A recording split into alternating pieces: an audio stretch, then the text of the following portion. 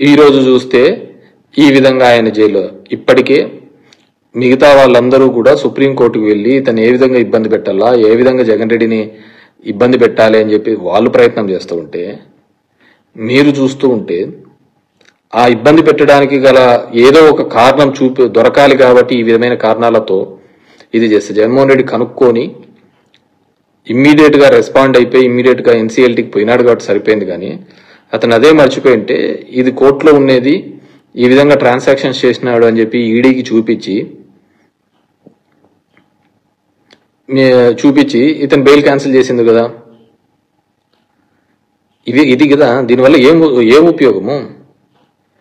మనం ఎన్నో చూసినాం. మన ఏదో పాపం జగన్మోహన్ రెడ్డి రజనీకాంత్ సినిమాలో పెదరాయుడులో పంచినట్టు చెల్లమ్మ ఇవి తీసుకో అంటే ఈమె మన బాలకృష్ణ సినిమాలో ఉన్నట్టు ఆమె పొడిచినట్టు పొడిచి పడేస్తుంది. ఎక్కడికి ఒక రీజన్ అంటూ ఉండాలి కదా.